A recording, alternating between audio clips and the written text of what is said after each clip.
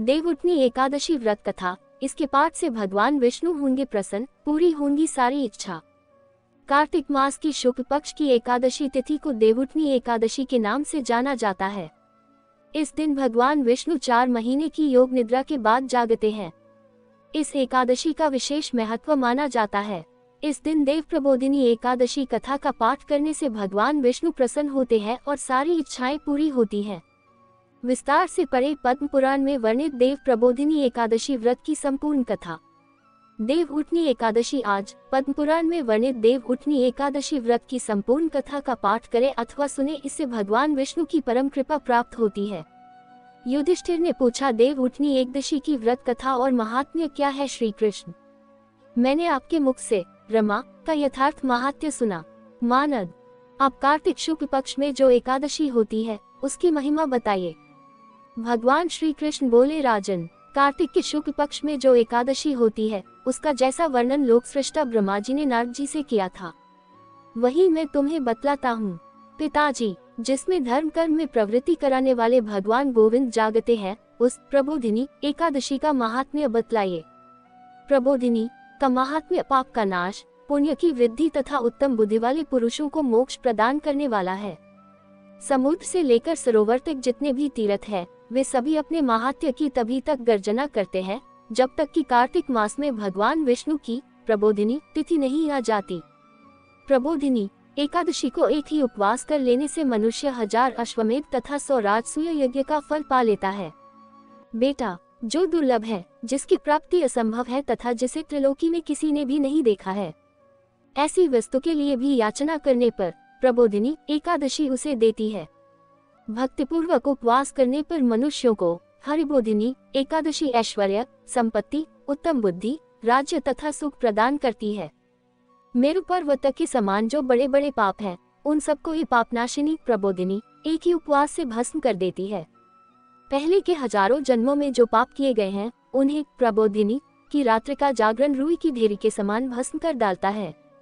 जो लोग प्रबोधिनी एकादशी का मन से ध्यान करते तथा जो इसके व्रत का अनुष्ठान करते हैं, उनके पितर नरक के दुखों से छुटकारा पाकर भगवान विष्णु के परम धाम को चले जाते हैं।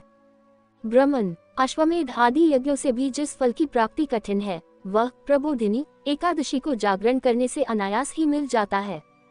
संपूर्ण तीर्थों में नहाकर सुवर्ण और पृथ्वी दान करने से जो फल मिलता है, वह श्रीहरि के निमित्त जागरण करने मात्र से मनुष्य प्राप्त कर लेता है। जैसे मनुष्यों के लिए मृत्यु अनिवार्य है, उसी प्रकार धन संपत्ति मात्र भी क्षणभंगुर है।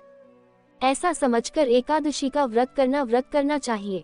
तीनों लोकों में जो कोई भी तीर्थ संभव है, वे सब प्रबोधिनी एकादशी का व्रत करने वाले मनुष्य के घर में मौजूद रहते हैं। कार्तिक की हरिबोधिनी एकादशी पुत्र तथा पौत्र प्रदान करने वाली है। जो प्रबोधिनी को उपासना करता है वही ज्ञानी है, वही योगी है, वही तपस्वी और जितेंद्रिय है तथा उसी को भोग और मोक्ष की प्राप्ति होती है। जो प्रतिदिन शास्त्रीय चर्चा से मनोरंजन करते हुए कार्तिक मास व्यतीत करता है, वह अपने संपूर्ण पापों को जला डालता और 10,000 यज्ञों का फल प्राप्त करता है। कार्तिक मास में शास्त्रीय कथा के कहने सुनने से भगवान मधुसूदन को जैसा संतोष होता है, वैसा उन्हें यज्ञ, दान अथवा जप आदि से भी नहीं होता। जो शुभ कर्म परायण पुरुष कार्तिक मास में 1 या आधा श्लोक भी भगवान विष्णु को कथा बाँचते हैं, उन्हें 100 गोदान का फल मिलता है। महामुने, कार्तिक में भगवान केशव के सामने शास्त्र का स्वाध्याय तथा श्रवण करना चाहिए।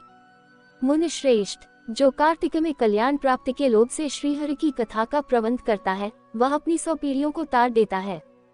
जो मनुष्य सदा नियम पूर्वक कार्तिक मास में भगवान विष्णु की कथा सुनता है, उसे सहस्त्र गोदान का फल मिलता है।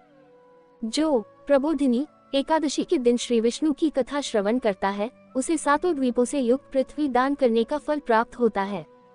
मुनि श्रेष्ठ, जो भगवान विष्णु की कथा सुनकर अपनी शक्ति के अनुसार कथावाचक की पूजा करते हैं, उन्हें अक्षय लोकों की प्राप्ति होती है। नारद, जो मनुष्य कार्तिक मास में भगवत संबंधी गीत और शास्त्र विनोद के द्वारा समय बिताता है, उसकी पुनरावृत्ति मैंने नहीं देखी है।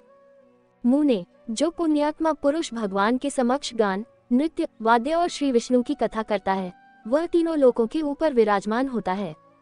कार्तिक में जो मनुष्य अपनी शक्ति के अनुसार शास्त्रोक्त रीति से वैष्णव व्रत एकादशी का पालन करता है, उसकी मुक्ति अविचल है। केतकी के एक पत्ते से पूजित होने पर भगवान गरुड़ ध्वज 1000 वर्ष तक अत्यंत तृप्त रहते हैं। देवर्षि, जो अगस्त्य के फूल से भगवान जनार्दन की पूजा करता है, उसके दर्शन मात्र से नरक की आग बुझ जाती है। वत्स, जो कार्तिक में भगवान जनार्दन को तुलसी के पत्र और पुष्प अर्पण करते हैं, उनका जन्म भर का किया हुआ सारा पाप भस्म हो जाता है। मुने, जो प्रतिदिन दर्शन, स्पर्श, ध्यान, नाम कीर्तन, स्तवन, अर्पण, सेचन, नित्य पूजन तथा नमस्कार के द्वारा तुलसी में 9 प्रकार को भक्ति करते हैं, वे कोटि सहस्र युगों तक पुण्य का विस्तार करते हैं। नारद, सब प्रकार के फूलों और पत्तों को चढ़ाने से जो फल होता है, वह कार्तिक मास में तुलसी के एक पत्ते से मिल जाता है। कार्तिक आया देख प्रतिदिन नियम पूर्वक तुलसी के कोमल पत्तों से महाविष्णु श्री जनार्दन का पूजन करना चाहिए।